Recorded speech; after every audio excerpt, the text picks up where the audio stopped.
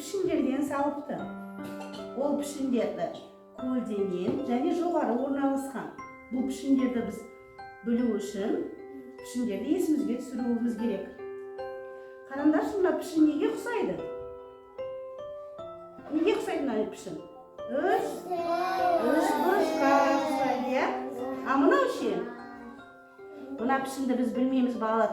Осы пішін туралы біз бүгін тақырып бастайық онда. Бұл пішін бізде, балалар, тік төртбұрыш деп аталады. Тік төртбұрыш. Жарайсыңдар, балалар. Енді күшікпен бірге орындарымызға өтіп, сабақ барысын тыңдайық, қане. Сәлем, күшік, қалай? Сәлем, жақсы. Мен әдемі етіп үй салдым. Қане, балалар, күшіктің пішіндерден жасаған үйін қарайықшы. Күшіктің жасаған үйі неден тұрады екен? Бұл геометриялық фигуралардан тұрады екен. Геометриялық пішіндер болады. Балалар, қараңдаршы, үйдің төбесі неге ұқсайды? Қандай пішінге ұқсайды? Үш бұрышқа ұқсайды екен, иә? Үйдің қабырғалары неге ұқсайды? Үйдің қабырғалары төрт бұрышқа ұқсай ма? Иә, балалар, төрт бұрышқа ұқсағанмен бұл бізде тік төрт бұрыш деп аталады. Қане, балалар, бәріміз бірге қайталайықшы. Тік төртбұрыш. Бүгінгі біздің сабағымыз осы тік төртбұрышқа қатысты болады, балалар. Тақырыбымыз біздің алдында, артында және тік төртбұрыш деп аталады. Бізде тік төртбұрышты міне қараңдаршы, қабырғаның алдында да, артында да бар екен. Балалар, міне сендердің алдында кубиктар тұр. Сол кубиктарды қолдану арқылы өздерің пішіндерді бір-біріне құрастырып, түрлі фигуралар жасасаңдар болады. Қане, балалар, қолымызды көтеріп, жұмысымызды бастаймыз. Міне, алдымыздағы құралдарды аламыз. Құралдар қандай қажет болса, тағы сұрасаңдар болады. Осы фигураларды құрастыру арқылы не жасай білеміз? Қане, көрсетейікші, балалар? Не жасай аламыз біздер? Қане, жасап көрсетеміз. Қандай нәрселер жасай алатынымызды болған көрейік.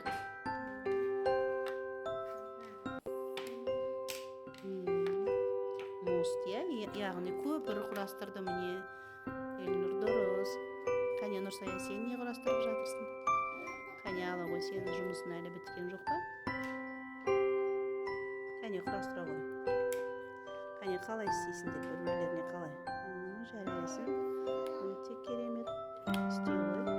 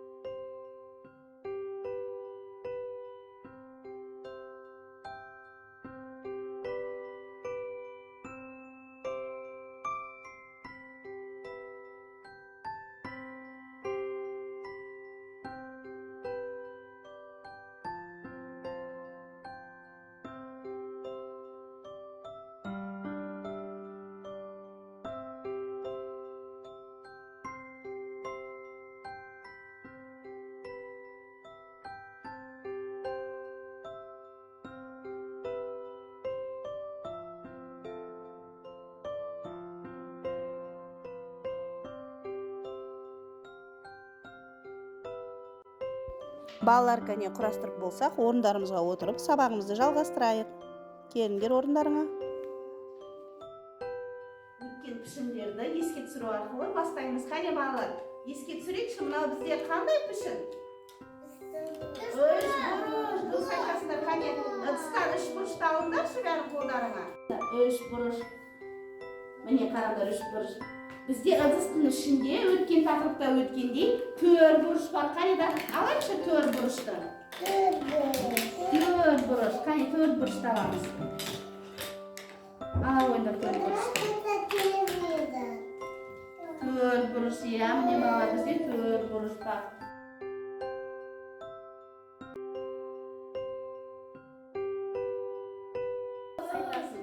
Қабырғасы тік төрт бұрышқа ұқсайды. Тік төрт бұрыш бұнда бізде көлденең тұр. Міне балалар қараңдар. Мынау торғайдың мешігі, мынау күшіктің мешігі. Торғайдың мешігінде де міне қараңдар, төбесі бізде үш бұрыштан құралған. Қайсыңдар балалар, кәне, иә, дұрыс.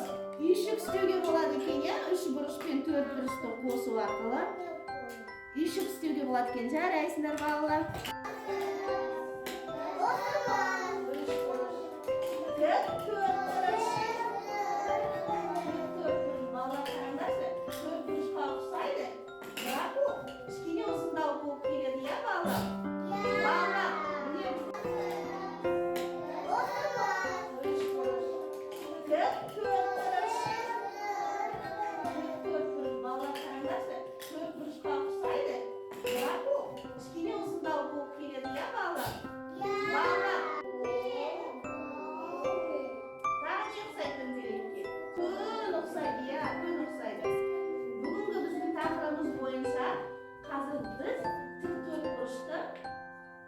Арасын табуымыз керек. Қане балалар, ойын ойнаймыз ба? Қазір мен суретті ортаға қоям. Сол суреттен біз тік төрт бұрышты табу керекпіз. Біздің ойынның шарты суреттің ішінен тік төрт бұрышқа ұқсайтын суретті табу керек. Қане балалар, қазір бізге ортаға Аружан шығарып келе ғой, Аружан. Иә, тағы қандай сурет бар? Ол бізде төрт бұрышқа ұқсайды. А бізге тік төрт бұрышқа ұқсайтын керек. Қане, ұқсайды тік төрт бұрышқа? Дұрыс, рахмет. Жарайсың, өте керемет. Қарашы Нұрсая, бізде дөңгелек, шаршы, үш бұрыш бар, иә, мен төрт бұрыш бар. Бүгін біз тік төрт бұрышпен таныстық. Осы тік төрт бұрышқа ұқсайтын заттардың ішінен тауып бере қойшы маған. Қане, қай зат тік төрт бұрышқа ұқсайды? Иә, дұрыс. Келесі. Тағы қай зат ұқсайды тік төрт бұрыш? Жарайсың. Қане, қайта қой қойшы, тік төрт бұрыш. Жарайсың. Рахмет. Балалар, қараңдаршы, мұқият қарап тыңдасаңдар, тік төрт бұрышты заттардың арасынан оңай айта аласыңдар. Бүгін біз өткен тік төрт бұрышты көрсетші, қане. Қайсы тік төрт бұрыш? Жарайсың, дұрыс. Осы тік төрт бұрышқа ұқсайтын заттардың ішінен суретін тауып бере қойшы, қайсы тік төрт бұрышқа ұқсайды? Дұрыс. Тағы қайсы ұқсайды? Иә. Тағы қайсы ұқсайды деп ойлайсың? Жарайсың, дұрыс. Осы пішіндердің ішінен бүгін біз тік төрт бұрышты табамыз. Қане, суреттен арасынан қарай ғой, таба ғой. Дұрыс. Тағы қайсы тік төрт бұрышқа ұқсайды? Иә. Келесі қайсы ұқсайды тағы? Тағы қайсы ұқсайды? Дұрыс айтасың, дұрыс. Осылар бізде тік төрт бұрышқа ұқсайды. Рахмет. Бара ғой орнына. Сержан бізде тік төрт бұрышты табуға қиналып тұр. Қане, сен досыңа көмектесе қойшы. Қайсы заттардың ішіне тік бұрышқа ұқсайды тік төрт бұрышқа? Дұрыс. Келесі, иә. Дұрыс айтасың, рахмет. Я сен бара қайсы зат ұқсайды екен бізде? Бұл бізде дөңгелекке ұқсайды ғой. Міне тік төрт бұрышқа ұқсайтын заттар, міне сурет, міне хат, және кәмпиттен салынған қорап тік төрт бұрышқа ұқсайды екен. Қараңдаршы, міне тік төрт бұрышқа ұқсайды. Жарай ма? Келесіде енді есіңе сақтап ал, жарай ма? Жарайсың, өте осы заттардың ішінен тік төрт бұрышқа ұқсайтын затты табу керексің. Қане, қарай ғой. Қайсы зат тік төрт бұрышқа ұқсайды? Иә, дұрыс. Дұрыс. Келесі қай зат ұқсайды? Қай зат ұқсайды?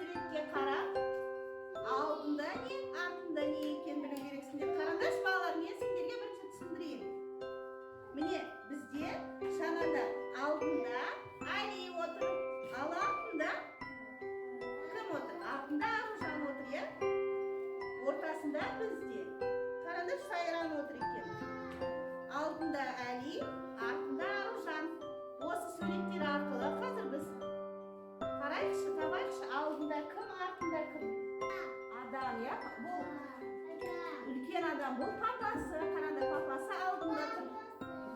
Артында не бар? Артында не бар?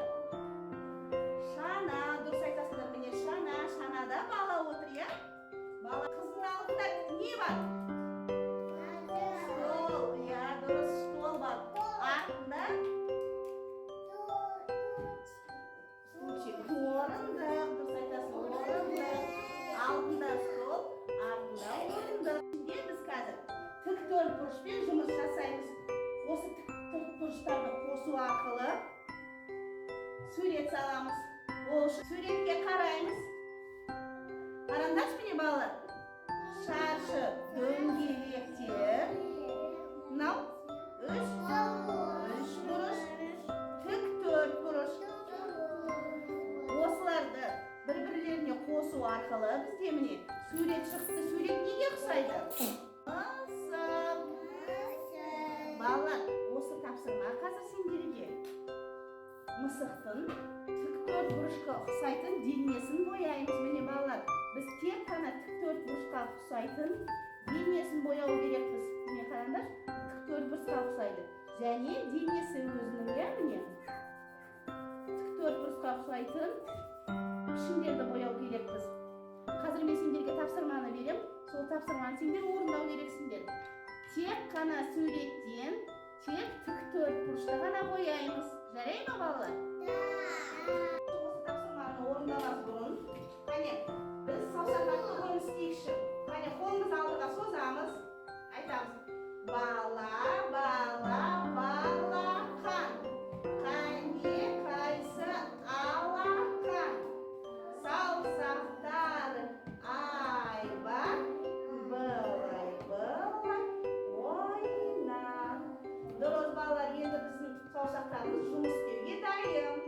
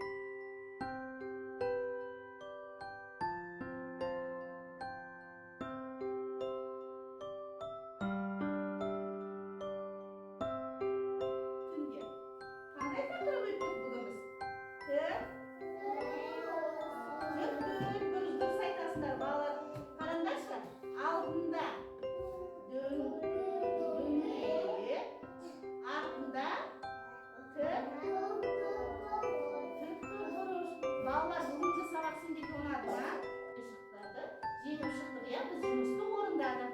Қане балалар, біз